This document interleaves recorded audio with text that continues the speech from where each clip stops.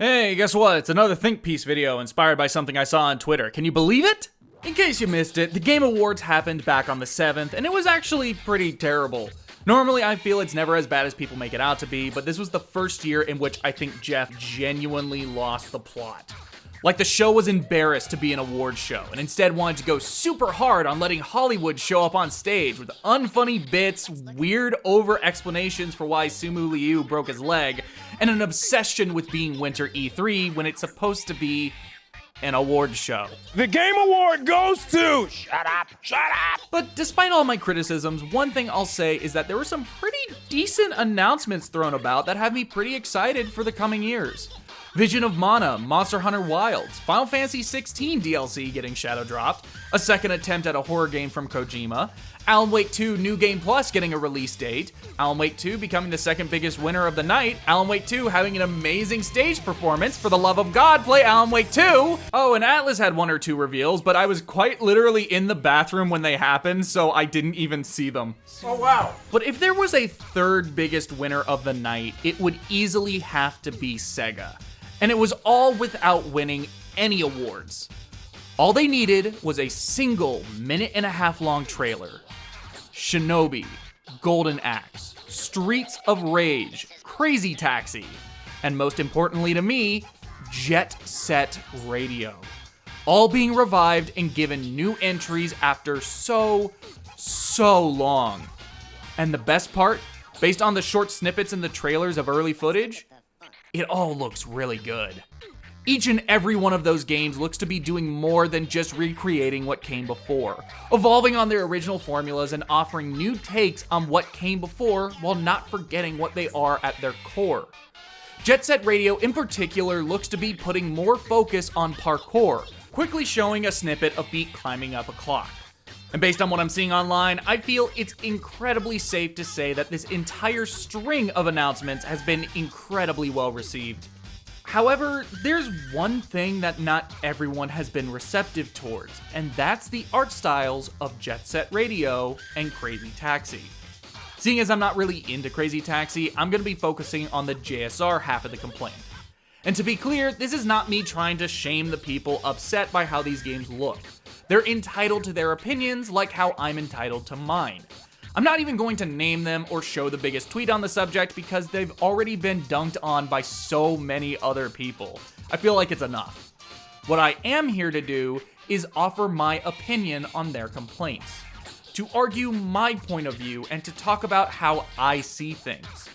To give a basic summary, these games aren't cartoony and cel-shaded and instead look like a generic Unreal Engine 5 game. And that's bad. Man, I'm sorry. Look at DJ Professor K in the trailer and tell me this isn't cel-shaded. You're just wrong. Jet Set Radio and Jet Set Radio Future are two of my favorite art styles of all time.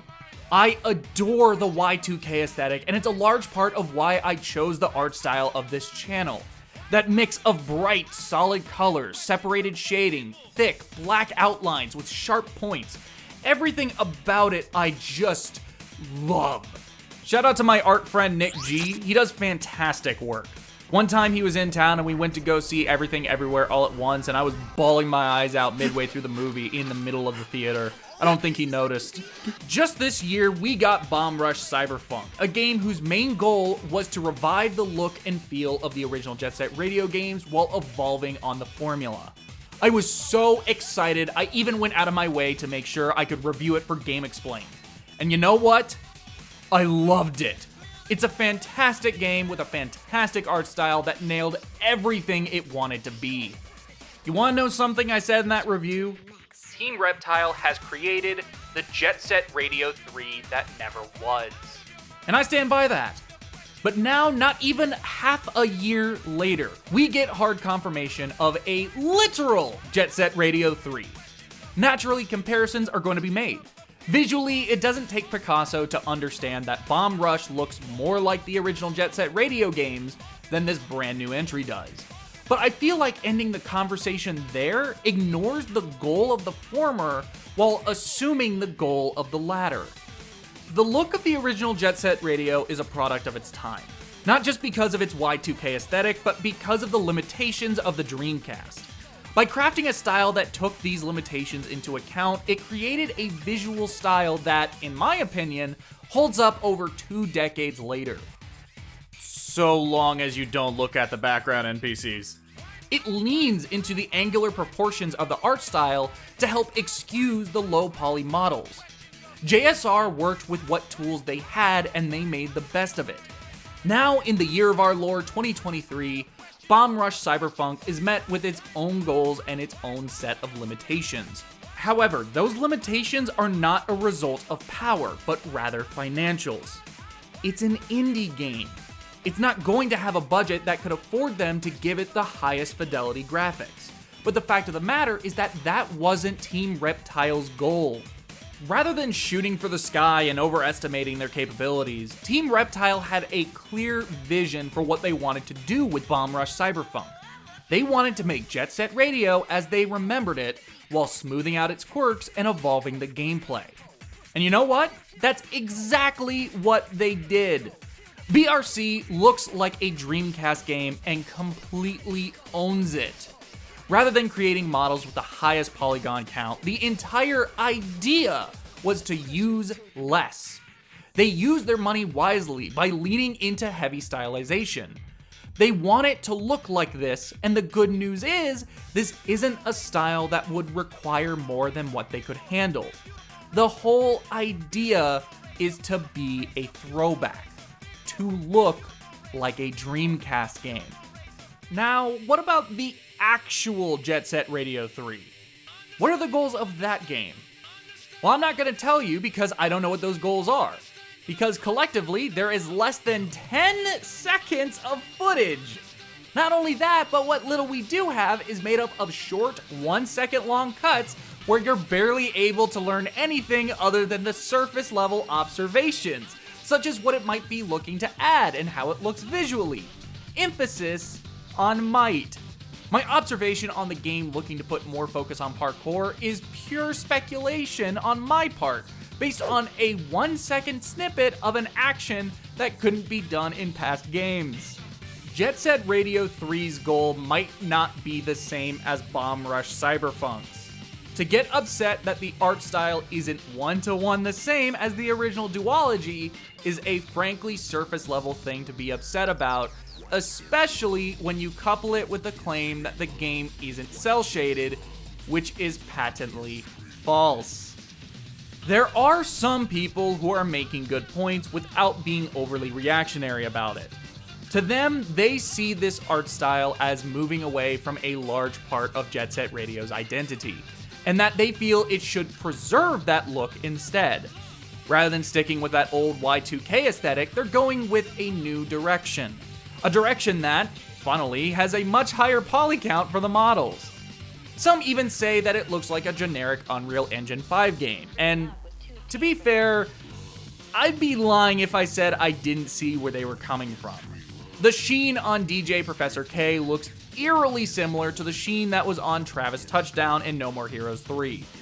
However, the fact that they showed so little of it so quickly has me confident they know it's not completely where they want it to be yet.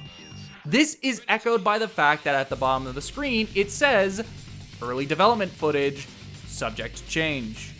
Where I differ from these people is in their argument about preserving that original style. While I feel I've made it clear that I adore this art style and want it preserved, I'm not against experimenting and trying new things, so long as it doesn't lose sight of what the series is at its core. From what little we see, this art style does not seem to be Y2K. I'm not even really sure what I would call it. However, nothing about it makes me feel concerned over its core. It's still bright and colorful. It's still cel-shaded, despite what some will claim. It's still cartoony. This still looks like Jet Set Radio to me, just one that's trying something new than what came before. And if that's where the heads of development want to take it, I'm fine with exploring it, especially because it's the same people who made those first two games. Going back to the idea of goals, I do think there is one goal we can ascertain about the new game, but it's not exactly one specific to it. Throughout the entire Power Surge trailer, certain words are hammered in. New era, new energy. The message being conveyed here is the desire to reignite that classic Sega feel, symbolized by the power that is felt all throughout the trailer. Let me reintroduce you to Jet Set Radio, Shinobi, Golden Axe, Streets of Rage, Crazy Taxi, and even more to come. It won't be one-to-one the same as it was, but it's a continuation of what came before, all capped off with that classic yell. If you look at these games and don't like how they look, you are well within your right to think so. However, I feel as though you're jumping the gun and can only hope you'll be willing to be more open to what they're doing here when these games are closer to completion. To be willing to judge it on its own merits as opposed to writing it off because it's not immediately how you want or expect it to look. Also, don't use an indie dev's project that they made as a love letter to the series to attack said series. While I don't claim to speak for them, I can't imagine Team Reptile would want to be used as a weapon against the thing they love. They made their game with a specific goal in mind, and they achieved it perfectly. But just because that's what they aim to do, doesn't mean this game should be expected to do the same. Now, as for my opinion on the Crazy Taxi side of things, bro, that game was not cel-shaded. What are you talking about? The environments were realistic for the time too. Now we get a new one where the environments aim for a realistic approach while the taxis are cartoony as fuck? Learn what contrast is, please!